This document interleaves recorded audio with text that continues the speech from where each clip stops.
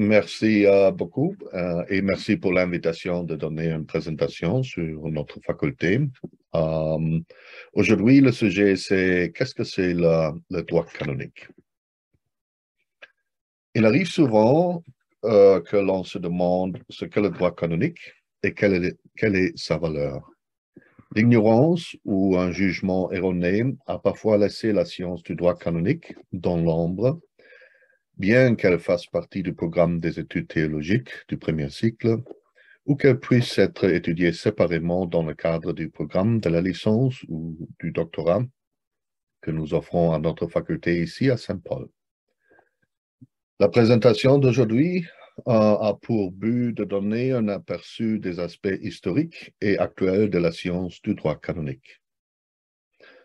Puisque vous participez à cette présentation, voyez les choses de la façon suivante.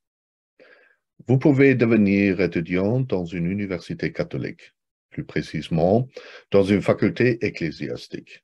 Si vous êtes catholique et que vous étudiez le droit canonique, vous pouvez prétendre de nombreuses fonctions ou offices dans l'Église catholique, ce qui n'est pas le cas d'une personne non catholique.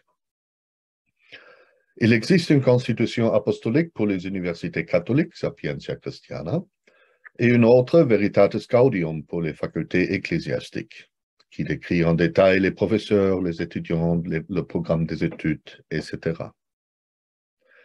Si vous venez à Ottawa pour y étudier, vous obtiendrez un quasi-domicile après 3 mois, ce qui signifiait que vous êtes désormais soumis à la loi particulière de l'archidiocèse d'Ottawa-Cornwall. Qu'est-ce que c'est une loi particulière? Qui est législateur? Qu'est-ce que c'est une diocèse? Qu'est-ce qu'un métropolitain? Qu'est-ce qu'un évêque? Inscrit comme étudiant, vous êtes également soumis au droit canonique et à la réglementation civile, par exemple, les données personnelles collectées par l'université. En tant que prêtre, d'autres dispositions légales s'appliquent. Si vous habitiez à Ottawa pour étudier sur le campus pendant 2 ans, vous vivrez dans les limites d'une paroisse, ce qui signifie que vous avez votre propre pasteur responsable de vous. Si vous commettez un délit, un système judiciaire approprié est en place localement.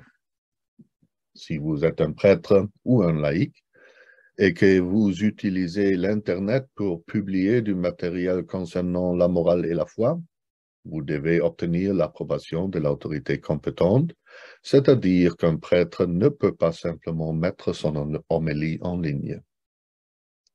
Si en tant que religieux, vous souhaitez publier un article, vous devez également obtenir l'autorisation de votre supérieur. J'ai rédigé une étude sur le cas suivant. Un professeur de la faculté ecclésiastique de théologie de l'Université catholique Ottawa publiait un article sur le droit canonique dans une revue canonique et a l'intention de l'utiliser comme référence pour un cours en premier siècle qui fait partie du programme d'études théologiques.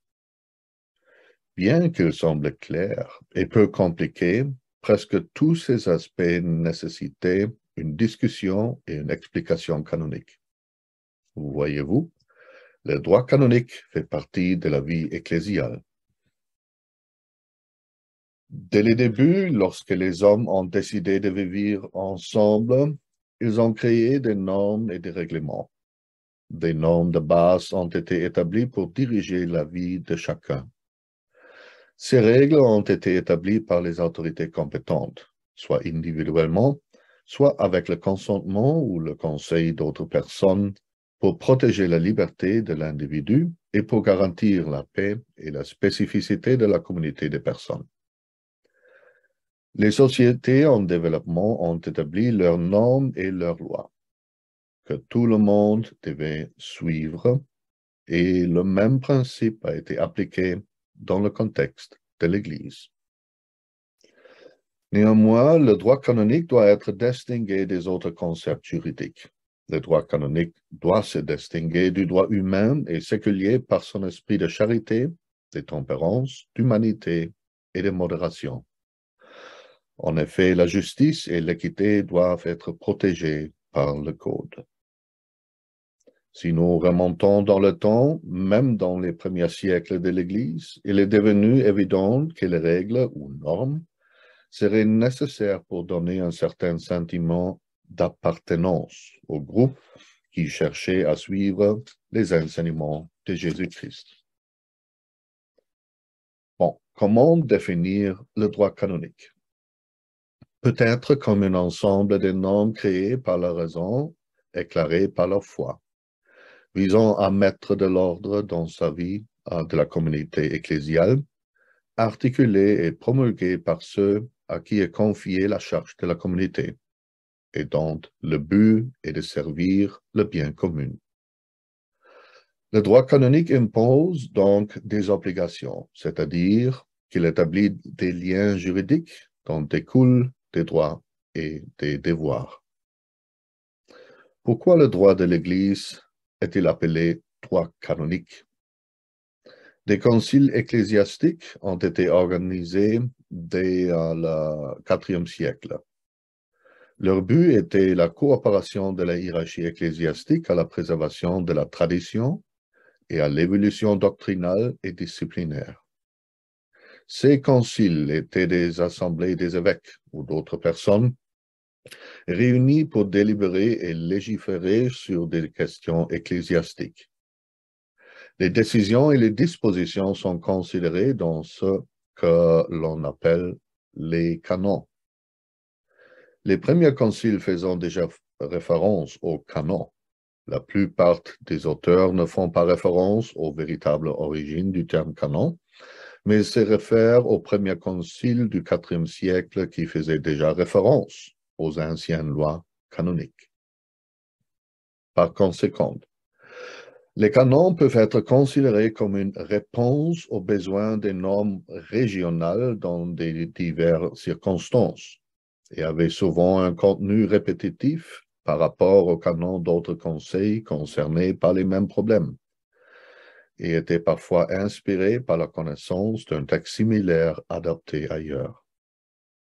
La plupart des conciles des premiers âges étaient plutôt des conciles régionaux.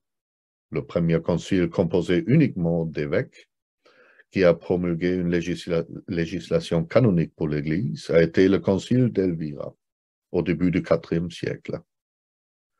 Les 87 canons produits sont d'un grand intérêt car ils relèvent à la fois les questions disciplinaires et les problèmes d'organisation auxquels l'Église a été confrontée pendant la période critique du début du IVe siècle. Si l'on suit l'interprétation de certains auteurs, on peut conclure que c'est à partir de ces décisions prises lors des premiers conciles appelés canons qu'est née la terminologie droit canonique pour désigner le droit de l'Église. Il serait peut-être plus précis et correct d'affirmer que la terminologie conciliaire a accepté un terme qui existait déjà, se référant déjà aux anciens canons, et donc que ce ne sont pas les premiers conciles du IVe siècle qui ont établi les canons, mais qu'ils se sont référés à des canons déjà existants. Qu'est-ce que c'est la place et le rôle du droit dans l'Église? Voyons Lumen Gentium, article 8, qui enseigne que l'Église du Christ subsiste dans l'Église catholique, qui est gouvernée par le pontife romain et les évêques en communion avec lui. Cette Église du Christ est une communauté de fidèles chrétiens et un mystère divin, œuvre de l'Esprit. En tant que tel, l'Église, voyons Ecclesia qui signifiait rassemblement, a été soumise dès le début à des lois internes et naturelles qui sont nécessaires à l'Église et en son sein pour qu'elle puisse accomplir sa mission salvifique. En tant que telle, l'Église est à la recherche de la perfection tout au long de l'histoire. Ecclesia Semper Reformanda. Elle a un besoin absolu d'attendre des valeurs authentiques. Les valeurs sont les bonnes choses qui peuvent perfectionner la communauté, soutenir sa vie et son développement. Parce qu'il fait partie intégrante de l'Église, le droit canonique lui-même a besoin d'évoluer, de se développer et de se réformer. Ius canonicum semper evidendum. Pour guider les fidèles chrétiens à l'aide des deux types de normes différentes. Certaines normes naissent d'un besoin humain d'ordre et d'opération ordonnée. D'autres sont exigées et générées par les révélations divines. Ces deux natures différentes de la loi, son caractère véritablement humain et son affinité avec le divin, sont essentielles pour la finalité du droit canonique, le salut des âmes et le bien commun de l'Église elle-même. L'Église est donc une communauté de fidèles chrétiens, ancrée dans la société, ce qui la rend sujette aux changements et aux réformes. Par conséquent, le droit de l'Église changera également si nécessaire. Un exemple récent en est les changements apportés par les deux motu proprio, mites et misericors Iesus et mites iudex Dominus Iesus, sur le droit réformé relatif au cas d'obtenir une déclaration de nullité de mariage. Le droit canonique actuel. Il serait incorrect de parler de l'Église du Christ comme l'Église catholique. Même l'Église catholique n'est pas seulement celle du rite latin. Il serait également incorrect de ne considérer que le fidèle chrétien de rite latin ou romain comme catholique romain, puisque les catholiques orientaux se considèrent comme catholiques romains dans le sens où ils sont en union avec Rome. L'Église catholique dispose aujourd'hui de deux codes. L'un régissant l'Église latine, le Codex Juris Canonici, et l'autre régissant les Églises catholiques orientales, le Codex Canonum Ecclesiarum Orientalium, et d'une constitution apostolique Praedicat Evangelium, promulguée le 19 mars en 2022. Une disposition sur la compréhension renouvelée de l'Église et de l'Église catholique se trouve dans le canon 204, paragraphe 2, et le canon 7, paragraphe 2 du CCO. Cette norme reflète la compréhension et la théologie renouvelée de l'Église du Christ du Concile Vatican II, en particulier Lumen Gentium 8 et Gaudium et Spes 40. Donc, nous avons deux codes pour l'Église catholique. Bien qu'à première vue, les deux codes semblent être similaires dans leur contenu, ils ne le sont pas en réalité. Il existe des différences réellement significatives entre les deux codes. Joe Pabas a certainement raison, car le droit canonique est bien plus que les normes du code de droit canonique. Au niveau du droit universel, les normes du code et canons des églises orientales en font également partie. Les deux codes font partie d'une seule corpus juris canonici dans l'Église. Pour la promulgation du corpus juris canonici, on ne peut se contenter d'attribuer au code latin une législation purement destinée à l'Église latine et au code oriental une législation purement destinée à l'Église orientale.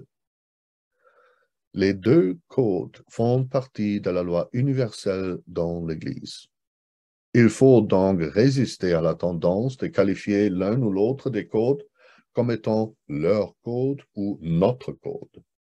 Dans la mesure où les codes latins et orientaux appartiennent à un seul corps de droit canonique dans l'Église universelle, on peut dire qu'ils sont tous les deux, nos codes.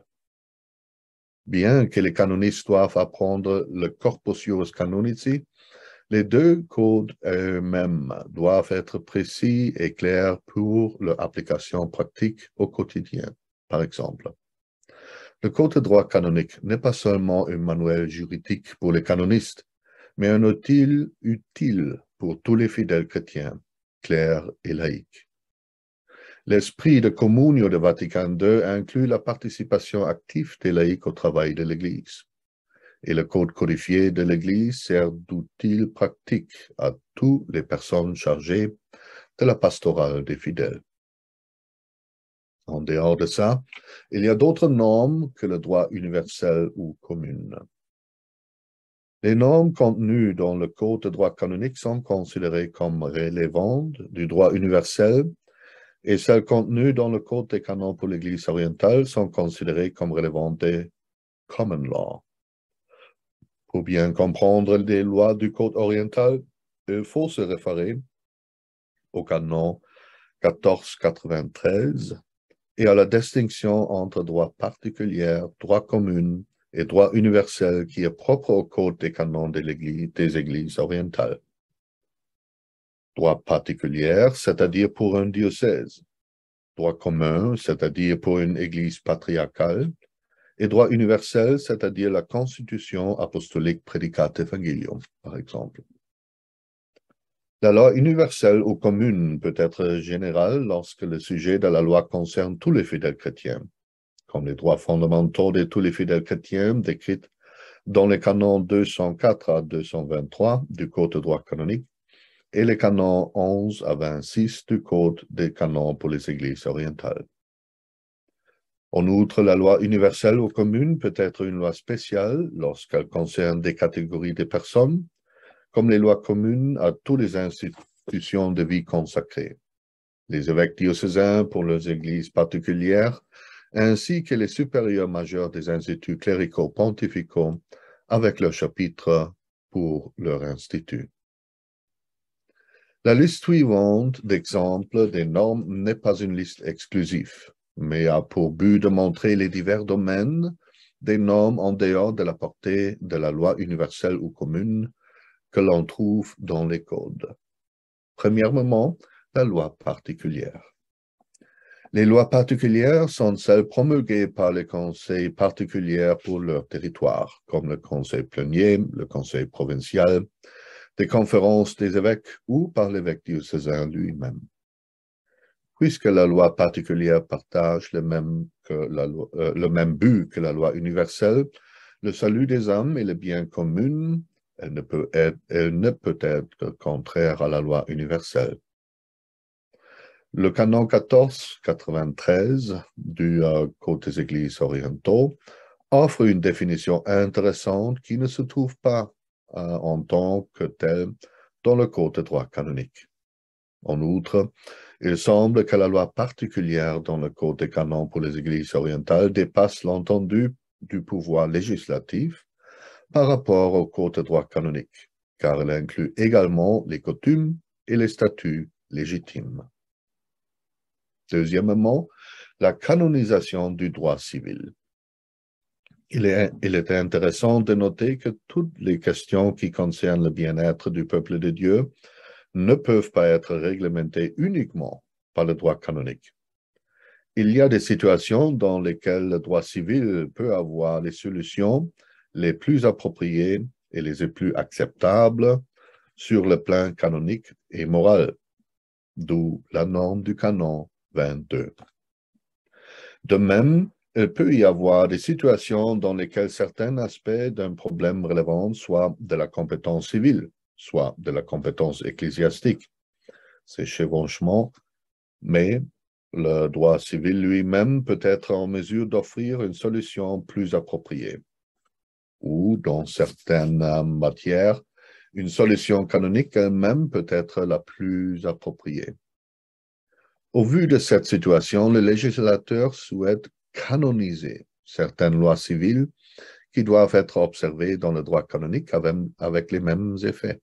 Par exemple, la bonne gestion des informations personnelles et la protection des données. Troisièmement, la loi liturgique. Outre les normes contenues dans le Code de droit canonique, il existe d'autres lois et des normes universelles qui ne figurent pas dans le Code lui-même. Une catégorie de ces lois sont les normes liturgiques, telles qu'énoncées dans le canon 2 du Code de droit canonique. Le canon 3 du Code des canons pour les églises orientales reconnaît également l'existence de ces lois liturgiques à côté de la loi commune. Selon le canon 2 et le canon 3, la plupart des normes liturgiques ne se trouvent pas dans le Code, mais elles font partie du droit universel ou commun. Ces lois se trouvent principalement dans les livres liturgiques. Bien que le canon 2 ne parle que des lois, leges, liturgiques, le principe énoncé dans ce canon s'applique également aux normes liturgiques qui se trouvent dans des documents qui sont des actes du pouvoir exécutif plutôt que législatif, tels que les répertoires ou les instructions publiées par une dicastère de la curie romaine sur des questions liturgiques. 4. Les accords et concordats. Une autre catégorie de normes ayant force de loi sont les accords et les concordats selon le canon 3 du Code de droit canonique et le canon 4 similaire du CCO. Le siège apostolique peut conclure divers types d'accords, des conventions et des concordats avec des entités politiques telles que l'ONU, l'UNESCO, etc., ou même des nations. Il est important de souligner qu'il ne s'agit pas d'un accord ou un traité entre l'État du Vatican et une telle entité, mais le siège apostolique lui-même, qui est, selon le canon 361, le pontife romain ou les différents dicastères de la curie romaine.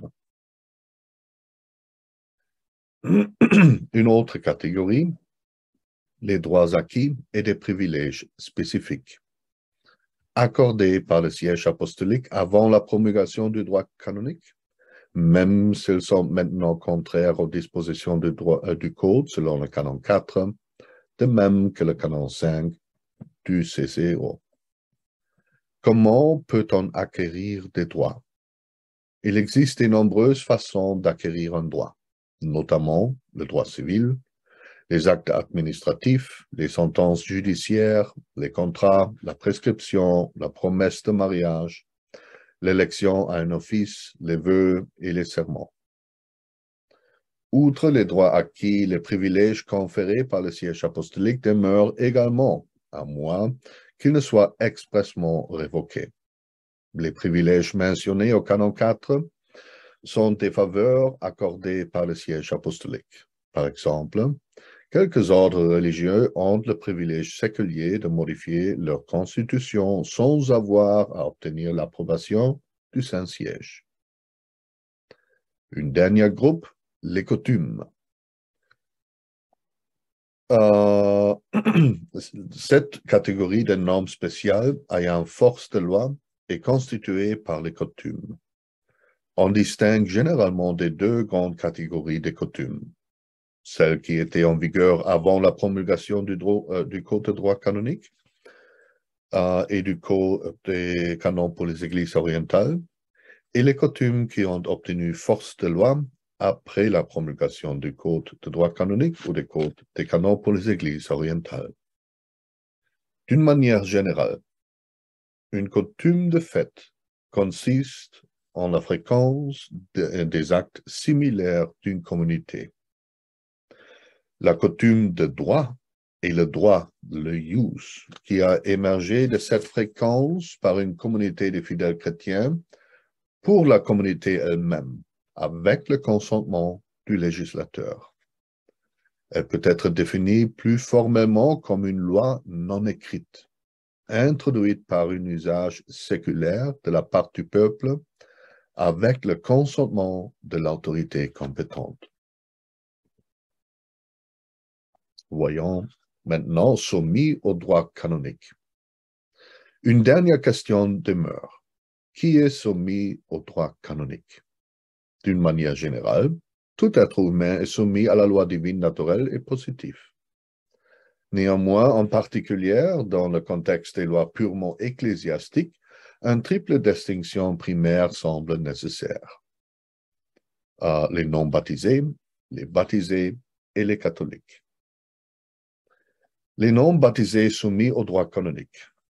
Outre la loi divine, naturelle ou positive, Il existe aussi la loi purement ecclésiastique, c'est-à-dire une loi positive établie par un législateur. Certaines lois purement ecclésiastiques se réfèrent spécifiquement à toute personne, indépendamment du fait qu'elle soit baptisée ou non. Par exemple, le canon 1476, qui permet à toute personne de déposer une pétition et d'entamer un litige auprès d'un tribunal ecclésiastique. Il s'agit d'un changement important par rapport du Code pio-bénédictin de 1917 qui ne permettait qu'à la partie catholique d'entamer une procédure. Un autre exemple des droits des non-baptisés reconnu dans le Code du droit canonique est le droit de se marier dans le contexte d'un mariage de disparité de culte, ou la possibilité pour quiconque de baptiser validement si certaines conditions sont remplies, selon le canon 861, deuxième paragraphe. Observez la forme, la matière et l'intention. 2. Les baptisés soumis au droit canonique. Outre les normes spéciales qui s'appliquent ou peuvent s'appliquer à toutes les personnes, le Code de droit canonique et le Code des canons des Églises orientales contiennent des normes qui s'appliquent à tous les baptisés, catholiques ou non catholiques. Le canon 204, premier paragraphe, et le canon 7, premier paragraphe du CCO contiennent un principe qui s'applique à tous les baptisés.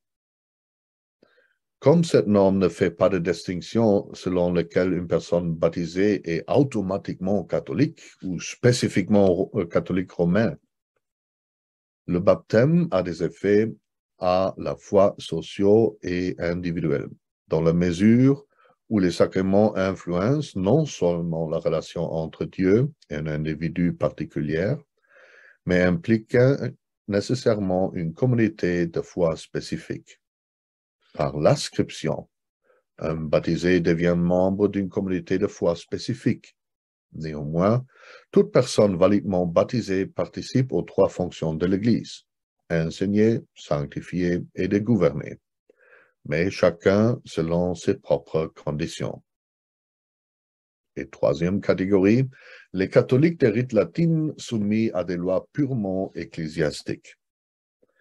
Selon le premier canon du Code de droit canonique, qu'il s'adresse aux personnes baptisées et inscrites ou au moins reçues dans l'Église catholique de rite latine, ce canon disait « Les canons de ce code ne concernent que l'Église latine ».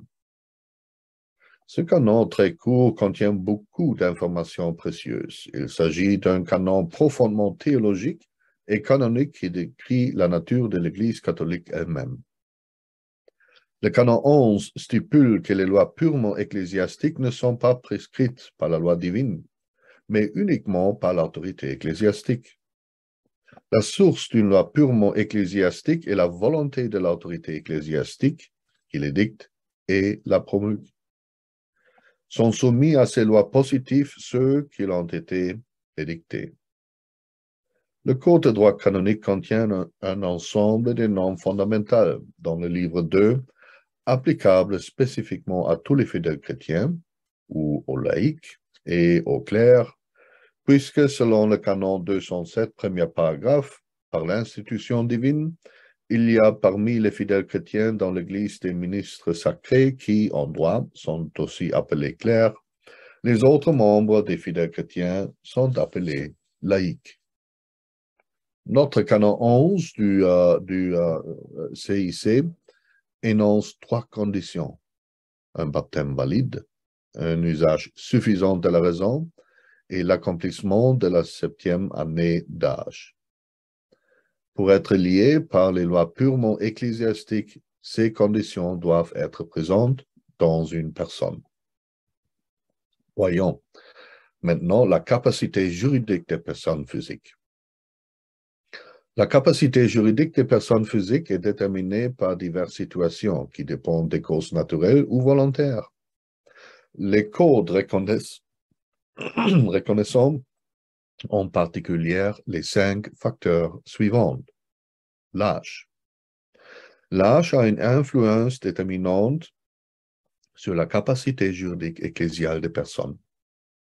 Toute personne n'ayant pas atteint l'âge de 7 ans est appelée un enfant et n'est pas personnellement responsable de ses actes. Une personne qui n'a pas encore atteint l'âge de 18 ans est considérée comme mineure. Et une personne qui a atteint l'âge de la majorité, 18 ans révolus, a des pleins exercices des droits. Deuxième, l'usage de la raison. Un usage suffisant de la raison est requis pour une personne non seulement dans le cadre de l'exercice de ses droits, mais aussi dans le cadre d'accomplissement et de ses obligations. Un mineur après l'enfance est présumé avoir un usage suffisant de la raison aussi bien qu'un adulte. Ceux qui manquent habituellement et non temporairement de l'usage de la raison ne sont pas responsables de leurs actes et sont assimilés à des enfants. 3. Résidence, domicile. Avec un domicile ou un quasi-domicile, une personne acquiert son propre pasteur, c'est-à-dire l'évêque, le parc diocésain et le curé de la paroisse, et est soumise à la compétence de l'ordinaire. Dans le cadre de la soumission aux lois ecclésiastiques, une personne est liée par sa propre loi particulière et, si elle voyage en dehors de son église particulière, elle est soumise à certaines lois particulières de l'église particulière où elle voyage actuellement. 4. Des divers types de relations. La relation d'une personne avec d'autres personnes a une influence notable sur la capacité juridique d'une personne, puisque le lien spécial qui peut exister entre deux personnes peut interdire à quelqu'un d'exercer certains droits. Par exemple, l'empêchement de mariage, la nomination à un office ecclésiastique, le jugement d'une affaire matrimoniale, etc. Le Code de droit canonique reconnaît 4 types de relations différentes: la consanguinité, l'affinité, la relation spirituelle et la relation légale. Et numéro 5, le rite ecclésial. La question des rites ecclésiaux et de l'inscription dans une église sui juris est réglée dans le Code de droit canonique au canon 111 à 112 et 20 à 34 du CCEO. Ces deux canons du Code de droit canonique ont récemment subi quelques changements avec la lettre apostolique publiée motu proprio de Concordia inter codices par le pape François le 31 mai 2016. Le canon 111 traite de la situation dans laquelle une personne est inscrite dans une église rituelle et devient soumise aux lois purement ecclésiastiques de cette église rituelle. Le canon 112 décrit les conditions et les circonstances dans lesquelles une personne est inscrite dans une église sui juris autre que l'église catholique romaine. Dans ce cas, par conséquent, une personne n'est plus soumise au canon du Code de droit canonique, mais au canon tel qu'il se trouve dans le Code des canons des églises orientales. Comme vous pouvez le constater, l'Église a la capacité d'édicter et de promulguer ses propres lois, que ce soit au niveau universel ou au niveau local. Différents facteurs déterminent le moment où l'on est lié par des lois, en particulier des lois particulières. Les lois de l'Église ne peuvent pas être classées comme suite: normes générales, lois pour les peuples et les structures de l'Église, l'enseignement de l'Église, les lois pénales et procédurales, telles que vous pouvez le trouver dans le Code, oui.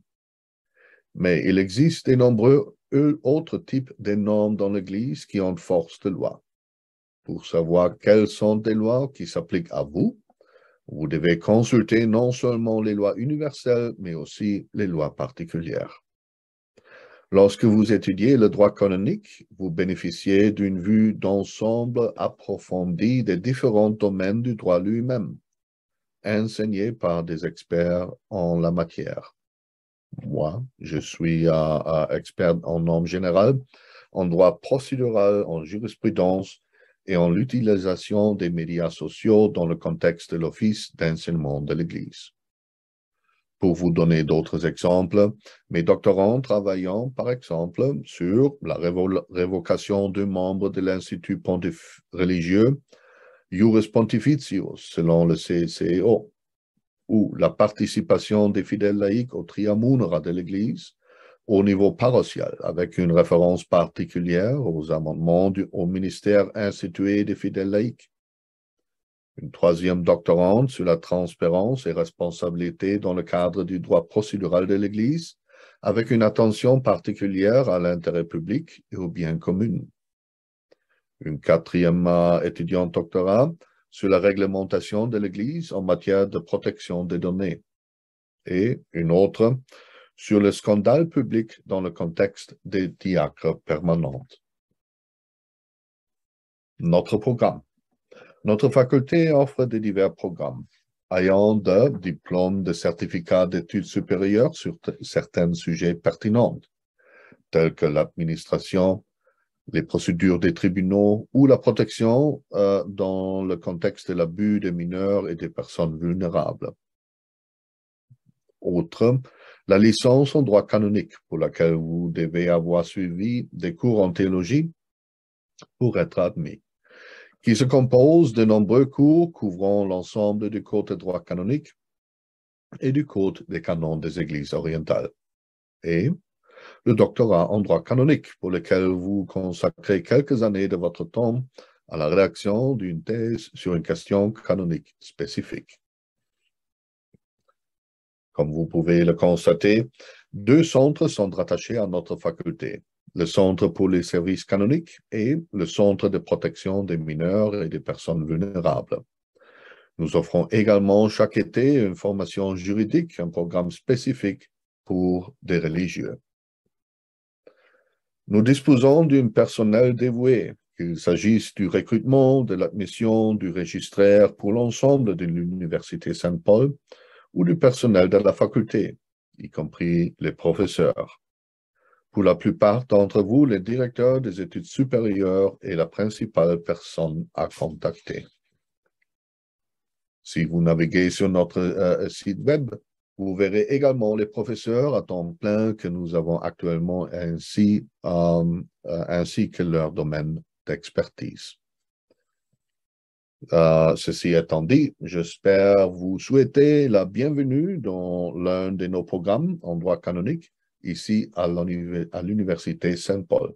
Merci beaucoup.